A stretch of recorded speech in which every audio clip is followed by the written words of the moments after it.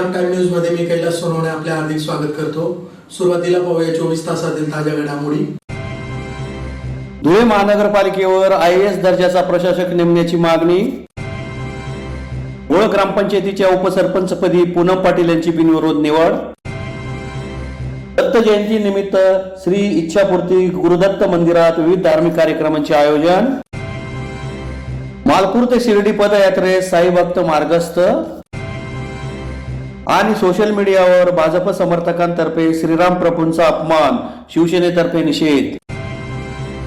आता बातमीपत्र विस्ताराने। धुळे महानगरपालिकेतील लोकप्रतिनिधींची 30 डिसेंबर 2023 रोजी मुदत संपत असल्याने महानगरपालिकेवर जिल्हाधिकारी अथवा जिल्हा परिषदेचे मुख्य कार्यकारी अधिकारी यांची प्रशासक म्हणून नियुक्ती करावी यासाठी धुळे शहर राष्ट्रवादी काँग्रेस शरद पवार गटातर्फे जिल्हाधिकारी कार्यालयासमोर निदर्शने करण्यात आली। धुळे महानगरपालिकेवर जिल्हाधिकारी अथवा जिल्हा परिषदेचे मुख्य कार्यकारी अधिकारी यांची प्रशासक म्हणून नेमणूक करावी या मागणीसाठी धुळे शहर राष्ट्रवादी काँग्रेस शरद पवार गटातर्फे जिल्हाधिकारी कार्यालयासमोर निदर्शने करून निवेदन देण्यात आले आहे। निवेदनात म्हटले आहे की 30 डिसेंबर 2023 रोजी धुळे महानगरपालिकेवरील लोकप्रतिनिधींची मुदत संपत आहे। धुळे महानगरपालिकेचे सार्वत्रिक पंचवार्षिक निवडणूक वेळेवर होऊ शकत नसल्यामुळे मनपावर शासकीय प्रशासक नेमणे क्रमप्राप्त आहे। 5 वर्षे धुळे मनपात मोठ्या प्रमाणावर भ्रष्ट कारभार, गुंडगिरी माजलेली होती। मोठ्या प्रमाणात आर्थिक भ्रष्टाचार, अनियमितता झालेली आहे। मनपाला 2 नंबरवाले ठेकेदार चालवतात। धुळे मनपा राजकीय लोकांचा अड्डा बनलेली आहे। प्रशासनातील अधिकारी कर्मचाऱ्यांवर दबाव निर्माण करण्यात आलेला आहे। धुळे मनपावर आर्थिक व प्रशासकीय शिस्त राहिलेली नाही। 30 डिसेंबर 2023 रोजी लोकप्रतिनिधींची मुदत संपल्यानंतर जास्तच गोंधळ निर्माण होऊ शकतो। पंचवार्षिक निवडणुका कधी होतील हे सांगता येत नाही। तोपर्यंत मनपाचा कारभार चुकीच्या लोकांच्या हातात जाणे धोकादायक आहे। धुळे मनपा ड वर्गात मोडते। मनपाचा 2023-24चा अर्थसंकल्प जवळपास 600 कोटींचा आहे। धुळे मनपाला शिस्त लावणे गरजेचे आहे। त्यासाठी धुळे मनपावर IAS दर्जाच्या अधिकाऱ्याची नेमणूक करणे गरजेचे आहे। नाहीतर धुळे मनपात मोठ्या प्रमाणावर आर्थिक गैरव्यवहार, भ्रष्टाचार, फायली गहाळ होऊ शकतात। तरी धुळे महानगरपालिकेवर जिल्हाधिकारी किंवा मुख्य कार्यकारी अधिकारी यांना प्रशासक म्हणून नियुक्त करावे अशी मागणी करण्यात आली आहे। त्यावेळी जोसेफ मलबारी, वाल्मिक मराठे, जगन ताकटे, संजय नेतकर, रणजित राजे भोसले, बंटी वाघ, शेख समद, भूषण पाटील, भिका नेरकर, अब्दुल कादिर, सलमान खान, रामेश्वर साबरे, रईस काजी, मयूर शिंदे, संजय नेतकर, नूर शहा, युनुस शेख, महेंद्र बागुल, राहुल महाजन, राजेंद्र सोलंकी, कल्पेश मगर, दत्तू पाटील आदी उपस्थित होते।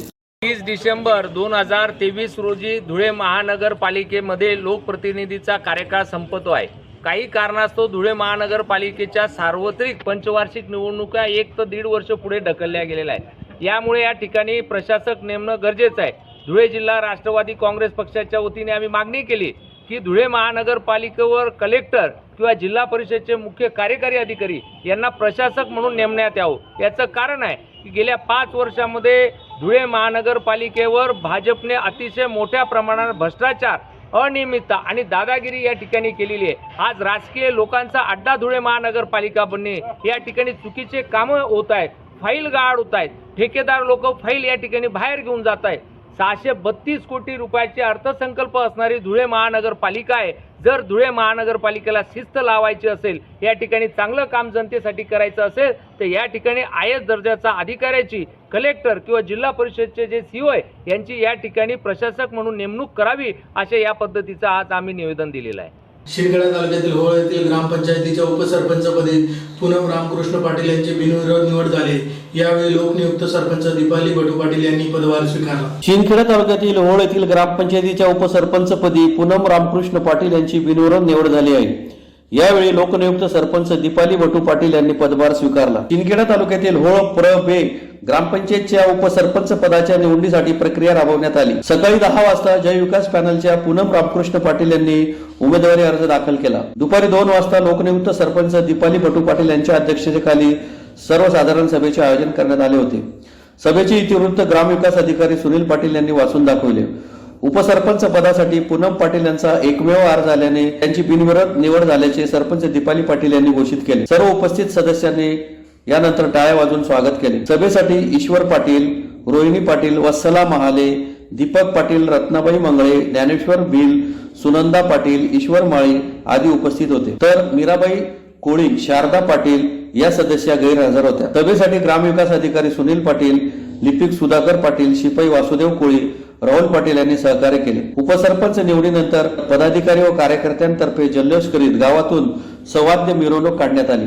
दोंडाच्या कृषी उत्पन्न बाजार समितीचे सभापती नारायण पाटील, जिल्हा परिषद सदस्य पंकज कदम, विरदेल सरपंच सुवर्णा बेहरे यांच्यासह पदाधिकारी यांनी सरपंच व उपसरपंच याचा सत्कार केला. जय विकास पॅनलने होळ ग्रामपंचायतीची सलग तिसऱ्यांदा सत्ता काबीज केल्याने हॅट्रिक साधली आहे. शिंदखेडा मतदारसंघाचे आमदार जयकुमार रावल यांच्या मार्गदर्शनाखाली जय विकास पॅनलच्या माध्यमातून निवडणूक लढवून भटू यशवंत पाटील, माजी सरपंच मनोज पाटील, तुकाराम पाटील, टी.के. पाटील, सखाराम पाटील, तुकाराम शिंपी, भाजप प्रदेश सदस्य महेंद्र करणार, सुनील पवार, रूपकांत पाटील, मुरलीधर पाटील, रवींद्र माळी, भाऊसाहेब माळी आदींनी मेहनत घेत सहकार्य केले. गावातील सर्व सुजाण नागरिक यांनी सर्वसामान्य कुटुंबातला भटू पाटील यांच्या पत्नीला भरघोस अशा मतांनी निवडून दिलं आणि या गावाच्या तिसऱ्यांदा भटूभाऊंच्या गड्यामध्ये माठ टाकली सरपंच पदाची. सर्वसामान्यांचं काम करणारा भटूभाऊ, गोरगरिबांचा कैवारी, भटूभाऊंच्या विरोधात एक मतब्बर म्हणजे धनशक्तीच्या विरोधात जनशक्ती होती. अशा परिस्थितीमध्ये भटूभाऊंनी तिसऱ्यांदा या गावाची सत्ता काबीज केली. खऱ्या अर्थाने भटूभाऊचं जे सामाजिक कार्य होतं त्या सामाजिक कार्याचा वसा भटूभाऊंनी जयकुमार भाऊंच्या आशीर्वादाने इथपर्यंत पोहोचले आणि आता जयकुमार भाऊंच्या नेतृत्वामध्ये जय विकास पॅनल हा भरघोस अशा मतांनी निवडून आला आणि आज दीपाली भटू पाटील आणि पूनम रामकृष्ण पाटील या होड गावाच्या सरपंचपदी दोघं महिला विराजमान झाल्या. सरपंचपदी दीपाली भटू पाटील, उपसरपंचपदी पूनम. धुळे तालुक्यातील न्यायालयातील श्री इच्छापूर्ती गुरुदत्त मंदिर येथे दत्त जयंतीनिमित्त विविध धार्मिक कार्यक्रमांचे आयोजन करण्यात आले होते. यावेळी महाप्रसादाचाही कार्यक्रम संपन्न झाला. धुळे तालुक्यातील न्यायालय येथील श्री इच्छापूर्ती गुरुदत्त मंदिर येथे दत्त जयंतीनिमित्त विविध धार्मिक कार्यक्रमांचे आयोजन करण्यात आले होते. यावेळी महाप्रसादाचा कार्यक्रमही संपन्न झाला. दत्त जयंतीनिमित्त न्यायालय येथील श्री इच्छापूर्ती गुरुदत्त मंदिर येथे सकाळी 8 ते 10 दरम्यान मूर्तीला रुद्राभिषेक करण्यात आला. माऊली महिला हरिपाठ मंडळातर्फे सकाळी 10 ते 11 दरम्यान हरिपाठ करण्यात आला. सकाळी 11 ते 11:30 दरम्यान पालखी सोहळ्याचे आयोजन करण्यात आले होते. त्यानंतर दुपारी 11:30 ते 12 वाजे दरम्यान जन्मोत्सव महाआरतीचा कार्यक्रम संपन्न झाला. प्रमुख अतिथींच्या सत्कार समारंभानंतर महाप्रसादाचे आयोजन करण्यात आले होते. महाप्रसादाचा शेकडो भाविकांनी लाभ घेतला. सायंकाळी 6 वाजता सायंकाळी 6 वाजता महाआरती संपन्न झाली. त्यानंतर रात्री हरिभक्त परायण श्री विठ्ठल महाराज आडगावकर कासोदा यांच्या कीर्तनाचे आयोजन करण्यात आले होते. अद्री ऋषी व अनुसया माता यांच्या तपश्चर्याचे फलित म्हणजे दत्तांचा जन्म. कलियुगातलं एकमेव दैवत म्हणजे दत्त. केवळ स्मरण केल्याने भक्तांच्या इच्छा पूर्ण होतात म्हणून इच्छापूर्ती गुरुदत्त म्हणून त्यांची ख्याती आहे. म्हणून दत्त जयंती निमित्त विविध धार्मिक कार्यक्रमांचे आयोजन करण्यात आले होते. याचा शेकडो भाविकांनी लाभ घेतला. तालुका जिल्हा मी वकील व्यवसाय करतो. माझं लग्न झाल्यापासून 12 वर्षापर्यंत मला मूल बाळ नव्हतं म्हणून मी दत्त महाराजांकडे इच्छा व्यक्त केली आणि त्यांनी माझी इच्छा पूर्ण केली. म्हणून मी दत्त प्राणप्रतिष्ठा केलेली आहे. या गावी शेतामध्येच दत्त महाराजांचं भव्य मंदिर बांधून त्यांची इच्छापूर्ती दत्त म्हणून या ठिकाणी स्थापना केलेली. 2007 पासून आजपर्यंत भंडाऱ्याचा कार्यक्रम, कीर्तनाचा कार्यक्रम आणि असे विविध कार्यक्रम आम्ही या ठिकाणी साजरा करत असतो. परिसरातून अनेक व्यक्ती या ठिकाणी दर्शनासाठी येतात, त्यांची इच्छा व्यक्त करतात, त्यांचं काही मानता असेल ती मानतात आणि ते पूर्ण करण्यासाठी या ठिकाणी येतात. तर दत्त महाराज दर्शनाचा लाभ आपणही घ्यावा आणि तुमच्या काही इच्छा आकांक्षा असतील तर महाराजांचं पुढे आपण नतमस्तक होऊन आपली इच्छा व्यक्त केली, आपली इच्छा जरूर पूर्ण होईल अशी मी खात्रीपणाने आपल्याला सांगतो. शिंदखेडा तालुक्यातील मालपूर येथील संतोषी माता नगरातील तरुण साई भक्त साईबाबाचा गजर करीत शिर्डी येथे पदयात्रेस सोमवारी मार्गस्थ झाले. शिंदखेडा तालुक्यातील मालपूर येथील संतोषी माता नगरातील तरुण साई भक्त साईबाबाचा गजर करीत शिर्डीसाठी पदयात्रेस सोमवारी सकाळी 10 वाजता मालपूरहून मार्गस्थ झाले. संस्कार व संस्कृतीचा संदेश देत गेल्या 7 वर्षापासून सदर पदयात्रा काढली जात आहे. धवल दूध उत्पादक संस्थेचे संस्थापक हेमराज पाटील यांच्या हस्ते पालखीचे पूजन करून आरती करण्यात आली. फटाक्यांची आतषबाजी करीत तोफीची सलामी देण्यात आली. त्यानंतर ओम साई ग्रुपच्या पदयात्रेस प्रारंभ झाला. 31 डिसेंबर रोजी पदयात्रा शिर्डी येथे पोहोचणार आहे. या प्रसंगी धवल दूध उत्पादक संस्थेचे संस्थापक हेमराज पाटील, वीरेंद्र गोसावी, लालू रावल, पत्रकार प्रभाकर आडगळे व साईभक्त मोठ्या संख्येने उपस्थित होते. सालाबादाप्रमाणे मालपूर गावातून यंदाच्या वर्षी देखील एकदम आनंदाने व हर्षोल्लासाने या साई पदयात्रेची सुरुवात या मालपूर गावातून होत आहे. मालपूर ते शिर्डी या जवळजवळ 100 ते 120 ते 150 किलोमीटरचा प्रवास पायी चालून हे साईभक्त आपला साई समोर साई चरणी आपला नवस फेडत असतात किंवा साईंचे आशीर्वाद घेत असतात. या मालपूर गावातून शिर्डीपर्यंतचा हा 8वा वर्षाचा प्रवास सुखकर हो अशी मी या सर्व मालपूर गावाच्या वतीने मी सर्व साई भक्तांना शुभेच्छा देतो. सोशल मीडियावर भाजप समर्थक अंधभक्तांकडून प्रभू श्रीरामचंद्र यांचा अपमान करण्यात येत आहे. त्याचा धुळे शहरातील श्रीराम मंदिरासमोर धुळे महानगर शिवसेना ठाकरे गटातर्फे निषेध करण्यात आला आहे. सोशल मीडियावर भाजप समर्थक अंधभक्तांकडून प्रभू श्रीरामचंद्र प्रभूंचा अपमान करण्यात येत आहे. याचा शहरातील श्रीराम मंदिरासमोर शिवसेना ठाकरे गटातर्फे जोरदार घोषणाबाजी करीत निषेध नोंदवण्यात आला आहे. याबाबत अधिक माहिती अशी की दिनांक 22 जानेवारी 2024 रोजी आयोजित प्रभू श्री रामचंद्र यांच्या श्रीराम मंदिराचा सोहळा पंतप्रधान नरेंद्र मोदींच्या हस्ते संपन्न होणार आहे. या निमित्ताने सोशल मीडियावर विविध प्रकारच्या पोस्ट भाजप समर्थकांकडून व्हायरल होत असून यात श्रीरामचंद्र यांचा हात धरून पंतप्रधान नरेंद्र मोदी हे श्रीराम मंदिरात घेऊन जात आहेत. तसेच प्रभू श्रीरामचंद्र नरेंद्र मोदींना घर दिल्याबद्दल धन्यवाद देत आहेत.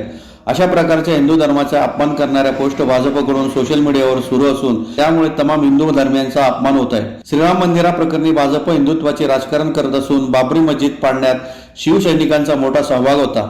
परंतु राजकारणाच्या हव्यासापोटी हिंदू धर्मियांचे श्रद्धास्थान प्रभू श्री रामचंद्र यांना मोदीपेक्षा लहान दाखवण्याचे काम भाजप समर्थक सोशल मीडियावर अंधभक्त करीत आहेत. या संदर्भात फेसबुक, व्हॉट्सअप, इंस्टाग्राम व इतर सोशल मीडियावर विविध प्रकारच्या पोस्ट व्हायरल झाल्या असून त्याच्या निषेधार्थ मंगळवारी शिवसेना धुळे महानगरच्या वतीने सोशल मीडिया भाजपच्या समर्थकांचा श्रीराम मंदिर आग्रा रोड चौक येथे निषेध करण्यात आला. या प्रसंगी जय श्रीरामाच्या प्रचंड घोषणा देत प्रभू श्रीरामांचा अपमान करणाऱ्या भाजप समर्थकांचा धिक्कार करण्यात आला. यावेळी शिवसेनेचे सहसंपर्क प्रमुख महेश मिस्त्री, किरण जोंधळे, धीरज पाटील, सुशील महाजन, प्रफुल्ल पाटील, संदीप सूर्यवंशी, मच्छिंद्र निकम, संदीप चव्हाण, आबा वडांगे, आनंद जावडेकर, प्रवीण साळवे, अण्णा फुलपगारे, छोटू माळे, राजू डवळे, सुभाष मराठे, महादू गवळी, बटू गवळी, शिवाजी शिरसाळे, कपिल लिंगायत, संतोष शर्मा, रामदास कानकाटे, कपिल लिंगायत, मनोज शिंदे, विष्णू जावडेकर, अक्षय पाटील, अजय चौधरी, कैलास कांजरेकर, अमोल ठाकूर, नितीन जडे, योगेश पाटील, वाल्मिक सोनार, पिनू सूर्यवंशी, सागर निकम, वैभव पाटील, उज्ज्वल वाळके आदींसह शिवसैनिक उपस्थित होते. लोकशाहीच्या नावाखाली या देशामध्ये हुकुमशाही चालू झालेली आहे आणि जवळपास हे 1 वर्षापूर्वी आमच्या पक्षप्रमुख उद्धव बाळासाहेब ठाकरे यांनी देखील सांगितलं होतं. आणि ज्या पद्धतीने मोदी आणि मोदीचं सरकार या देशामध्ये काम करतंय तर जवळपास ही 24ची लोकशाही पद्धतीची ही शेवटची निवडणूक असेल. त्यानंतर ज्या पद्धतीने चायनामध्ये झालं, चायनाचं अनुकरण रशियाने केलं आणि आता त्याचं अनुकरण हे धीरे धीरे हे मोदी आणि हे मोदीचे अंधभक्त करणारे 2030 मध्ये. काका आता बघा, निवडणूक आयोगाने हाऊसमध्ये समिती नेमली होती. त्याच्यामध्ये निवडणूक आयोग, विरोधी पक्ष नेता आणि chief justice of supreme court 146 खासदारांना यांनी बडतर्फ केलं. विषय पटलावर हा विषय नसताना सुद्धा चीफ जस्टिस ऑफ इंडिया यांना त्या प्रक्रियेतनं बाहेर काढला आणि तो कायदा मंत्री त्याच्यामध्ये टाकला. म्हणजे 2 विरुद्ध 1 होऊन गेलं सरळ सरळ. म्हणजे ज्या पद्धतीने या देशामध्ये खास करून या अंधभक्तांना सांगायची गरज नाही, पण या देशामध्ये शुद्ध नागरिक आहे त्यांनाही सांगतोय, अरे या चुकांवर चुका तुम्ही करू नका. हिंदुत्वाच्या गोंडस नावाखाली देशाला हे लोक कडेलोट करताय. अरे ज्या काळी देशामध्ये सुई बनत नव्हती तेव्हापासून तर आजच्या तारखेत 76 वर्ष झालेले. 2013 पर्यंत शेवटचे पंतप्रधान मोदीचे पहिलेचे हे मनमोहन सिंग होते. तेव्हा या देशावर 55 लाख कोटी रुपयाचं कर्ज होतं आणि जेव्हापासून हा महाभाग मोदी या देशाचा 2014 पासून तर 2023 पर्यंत या महाभागाने या देशावर कर्ज जर तुम्ही ऐकलं तर लोकांच्या पायाखालची या भारतीयांची माती आतून जाईल.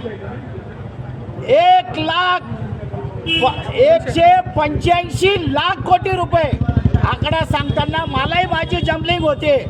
185 लाख कोटी रुपयाचं कर्ज या देशावर या महाभाग मोदीने करून ठेवलेलं आहे.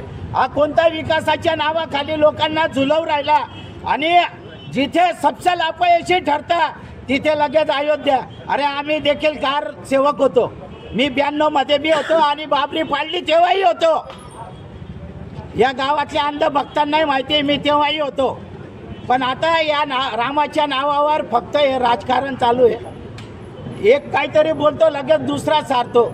मोदीजी तुम्हाला खरंच जर असं वाटत असेल की 140 कोटी लोकांचा उल्लेख करून तुम्ही जर वेळोवेळी जाहीर सभेमध्ये संबोधन करत असताना बोलतात तर त्या 140 कोटी लोकांवर विश्वास ठेवून एकदा EVM बाजूला करा आणि बॅलेट पेपरवर मतदान घ्या.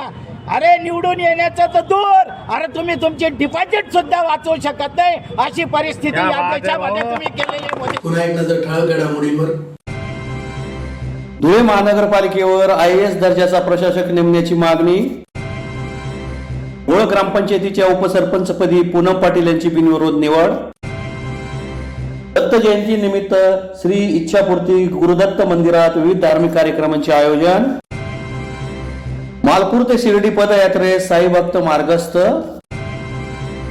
आणि सोशल मीडियावर भाजप समर्थकांतर्फे श्रीराम प्रभूंचा अपमान, शिवसेनेतर्फे निषेध. याचबरोबर श्रीराम टाइम न्यूजच्या बातमीपत्र संपले. दिवसभरातील ताज्या घडामोडींसाठी पाहत राहा श्रीराम टाइम न्यूज. भेटूया पुढील प्रसारणात. तोपर्यंत नमस्कार.